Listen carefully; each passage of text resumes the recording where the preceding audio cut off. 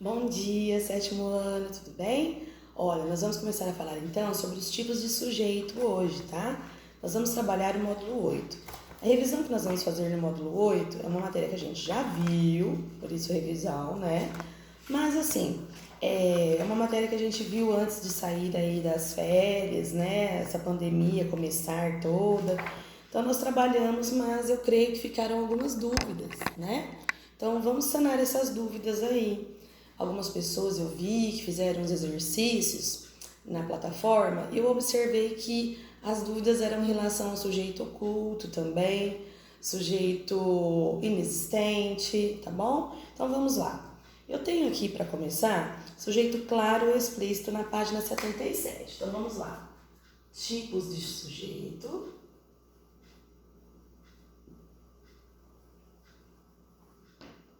Tipos de sujeito claro e explícito.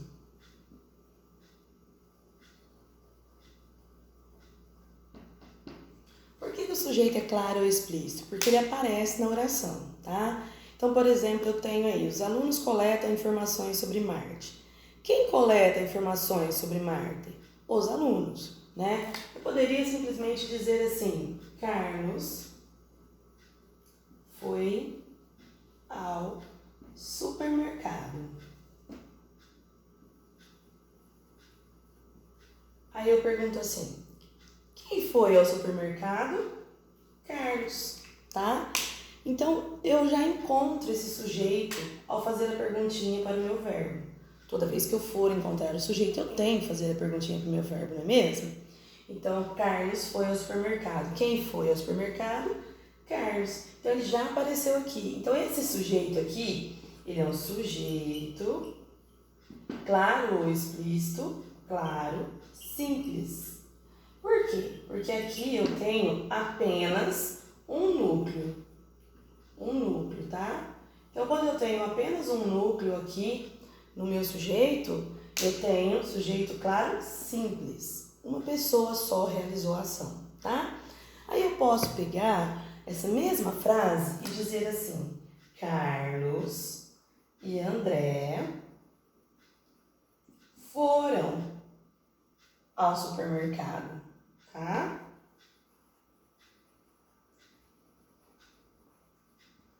Carlos e André foram ao supermercado. Quem foi ao supermercado? Carlos e André. Então eu tenho os dois. Percebam que o verbo passou, em vez de ser no singular, passou a estar também no plural, indicando para nós que nós temos mais de um núcleo aqui no sujeito, mais de um sujeito, tá? Então, sujeito número 1, sujeito número 2. Tendo dois núcleos, né? Dois núcleos. O que eu vou ter aqui? Sujeito claro ou explícito composto. Tá?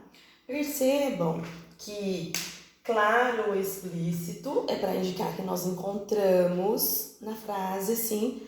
Ao perguntar para o verbo, a gente já encontrou. Nós não tivemos problema com isso, tá bom? Por isso é sujeito que ele aparece na frase, simples e composto. Agora eu gostaria de pedir para vocês virarem a página, na página 78, tá? Vou apagar aqui para a gente continuar. Na página 78 está falando sobre ocultação do sujeito. O que acontece com a ocultação do sujeito? Chamado de sujeito oculto, tá? Então vamos lá. O meu sujeito oculto. O que aparece com o meu sujeito oculto? O que acontece, né? Não aparece. O que acontece? Ele não aparece na frase. Ele não aparece. Só que eu consigo encontrar ele de que jeito? Através da desinência verbal. Desinência verbal, tá? Desinência verbal, que seria o quê? A terminação do verbo.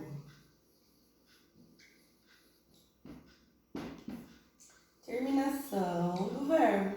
Olha só. Então, através da terminação do verbo ou do contexto, ou seja, a frase ou o texto em que ele está inserido, eu consigo encontrá-lo. Então, eu vou pegar aqui com vocês o exemplo da página 78 mesmo. Então, tem lá, eu coletei informações sobre Marte e depois as enviei ao jornal. Aí está assim, ocultado somente na segunda frase. Por quê? Se vocês observarem esse mesmo exemplo um pouquinho mais abaixo, está assim, eu coletei as informações sobre Marta e depois, entre parênteses, eu as enviei. Então, não houve necessidade dessa repetição. Nós já sabíamos quem tinha feito. Por quê? Através do verbo. Olha só, se eu dissesse só assim, vou pegar um pedacinho da frase. Coletei informações sobre Marte.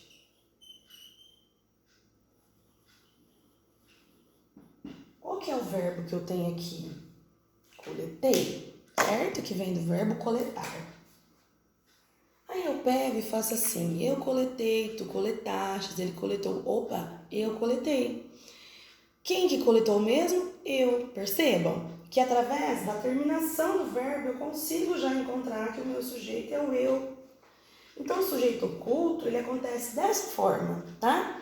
Ele acontece quando ele não aparece na frase. Só que através da desinência, que é a terminação do verbo, a gente vai lá e faz a conjugação, a gente encontra a pessoa que praticou essa ação, tá? E através do contexto da frase a gente consegue entender também, ok? Agora, qual que é a diferença do sujeito indeterminado? Vamos apagar aqui. O sujeito indeterminado é que eu percebi que muitos de vocês tiveram dificuldade para entender aí esse sujeito indeterminado, tá? Então, pegando aqui, vamos lá. Sujeito indeterminado. Como que o sujeito indeterminado acontece? O sujeito indeterminado, olha, vamos ler na apostila. Agora vamos imaginar a seguinte situação. Uma emissora de TV, no intuito de conseguir audiência para o programa a ser apresentado, em breve divulgou o seguinte anúncio. Fotografaram a superfície de Marte. Aí eu faço a pergunta, quem é o sujeito dessa frase? Ah, professora, eles fotografaram. Bom, você encontrou que está na terceira pessoa do plural. É justamente aí a dica que a gente tem da indeterminação do sujeito. Por quê? Porque no sujeito indeterminado, como não se conhecia o sujeito da ação, não é possível determiná-lo gramaticalmente. Então, o que acontece? Ele vai estar mesmo na terceira pessoa do plural. Essa é uma dica para encontrar o sujeito indeterminado, ok? Outra dica é que não se quer identificá-lo ou não se pode. Fotografaram. Quem fotografou? Eu não sei, alguém fotografou. Fotografaram, tá? Então, toda vez que nós tivermos aí a terceira pessoa do plural, nós estamos falando de sujeito oculto, ok? Então, não confundam sujeito indeterminado. Não confundam sujeito oculto com sujeito indeterminado. Porque o sujeito oculto nós conseguimos encontrar através do quê? Da terminação verbal ou do contexto. Já o sujeito indeterminado, não. Nós pegamos aí a mesma frase e colocamos aqui. Vamos colocar assim, ó, uma frase mais fácil. Fotografaram os animais. Aí nós dizemos assim, quem fotografou os animais? Fotografaram, eu não sei. Aqui poderia dizer, eles fotografaram. Se eu encontro que aqui eu tenho terceira pessoa do plural, terceira pessoa do plural. Se eu tenho terceira pessoa do plural, eu tenho sujeito indeterminado. Porque eu não quero saber quem praticou a ação foi praticada, mas eu não sei quem, tá? Sujeito indeterminado, toda vez que eu tenho terceira pessoa, mas do plural, ok? Então aí, depois, o que vai sobrar para nós aí? Oração sem sujeito. O que ocorre ocorre? O próprio nome já diz, oração sem sujeito, né? Vamos apagar aqui. Segurar a lousa para não cair em mim, né? Pessoal, vamos lá. Oração sem sujeito. O próprio nome já diz, eu não encontro sujeito nessa oração. Ok? Por que eu não encontro sujeito nessa oração? Nessa oração é aquela que nós vamos encontrar os fenômenos da natureza, tá? Fenômenos da natureza. Por exemplo, eu tenho aí, ó, ventou muito ontem à noite. Olha só. Vou colocar a frase aqui. Ventou muito ontem à noite. Prestem atenção que aqui o próprio verbo vai ser quem? Minha caneta tá falhando já. O próprio verbo é o fenômeno da natureza, tá? Então eu tenho aqui, ventou muito ontem à noite. O que fez muito ontem à noite? Ventou. O próprio verbo, ele é fenômeno da natureza.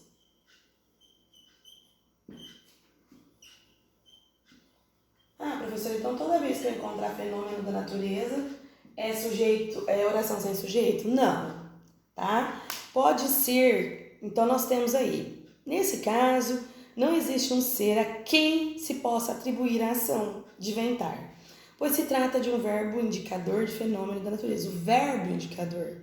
Então, chover, trovejar, nevar, amanhecer, anoitecer, tudo que indique fenômeno da natureza, mas o verbo sendo indicador de fenômeno da natureza, ocorre o que eu disse para vocês.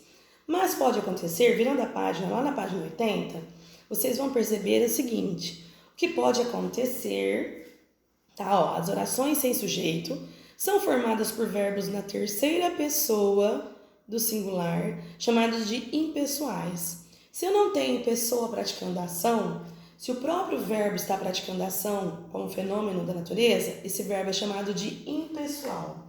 Então, esse verbo aqui, ele é um verbo impessoal.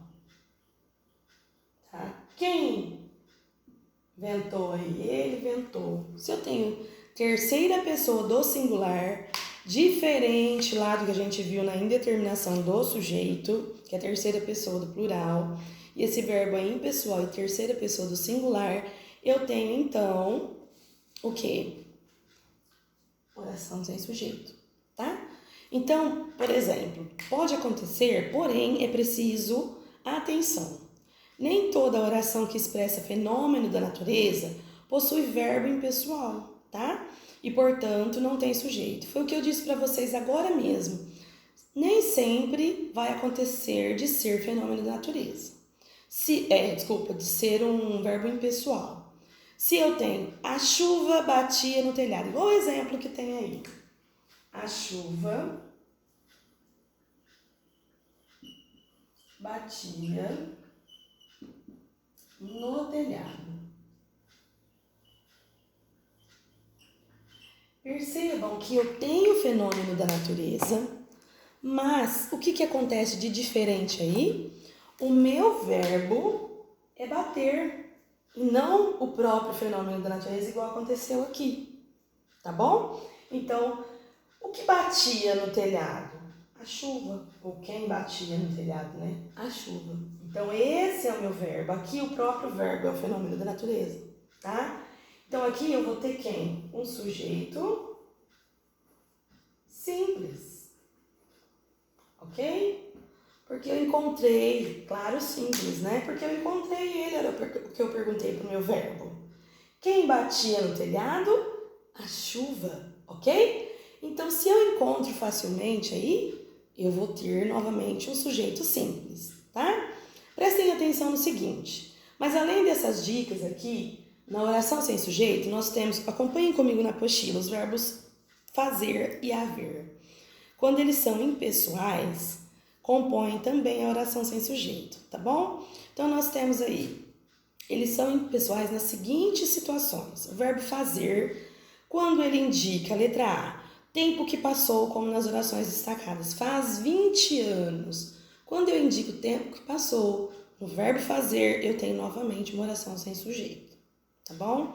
Depois na letra B. Condições climáticas.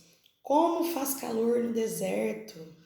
Então, eu estou indicando condição climática, usando o verbo fazer. Então, novamente, eu vou ter oração sem sujeito. Tá bom, pessoal? Depois, o verbo haver. O verbo haver com sentido de acontecer ou existir. Então, eu tenho ali, quando indica tempo decorrido, tá? Então, eu tenho, havia 1000 pessoas no comício. Então, esse é algo que eu posso dizer aqui? Que tem 1000 pessoas no comício. Houve 3 reuniões na escola. Então, aconteceram 3 reuniões na escola. Ele viajou há 3 meses. Então, aconteceu uma viagem aí também. Então, o verbo haver no sentido de existir, tá? De acontecer ou existir. O verbo fazer indicando tempo que passou e condições climáticas. Nós temos oração sem sujeito, tá bom? Então, a oração sem sujeito, ela é representada de que jeito? Eu vou ter na oração sem sujeito, não vou ter sujeito e vou ter o predicado. Predicado acontece mesmo se eu não tenho sujeito? Sim, o predicado acontece. O predicado me permite, fazer a perguntinha aí sobre quem está praticando a ação. Então, aí como eu não tenho ninguém praticando a ação, mas o predicado que vai me ajudar a indicar isso, ok?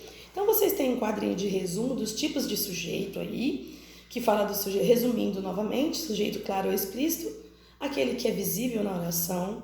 Aí eu tenho dentro do sujeito claro ou explícito, sujeito simples, que eu tenho apenas um núcleo, sujeito composto, que eu tenho 2 ou mais núcleos ali. Quando eu disse, por exemplo, eu posso dizer Carlos e Pedro foram ao parque, Carlos, Pedro e as meninas foram ao parque, tá bom? Oculto, ele não aparece na oração, mas ele é representado aí através do quê? Da terminação verbal, tá? Ou do contexto. Pode acontecer que em outras gramáticas vocês vão encontrar aí sujeito oculto ou sujeito desinencial. Também é a mesma coisa, porque através da desinência a gente encontra. Então, ele também pode ser chamado de desinencial, tá bom? Aí depois nós temos aí o indeterminado, que nós temos terceira pessoa do plural nele, e nós sabemos que no sujeito indeterminado ou eu não encontro quem praticou a ação ou não se quer encontrar, tá bom?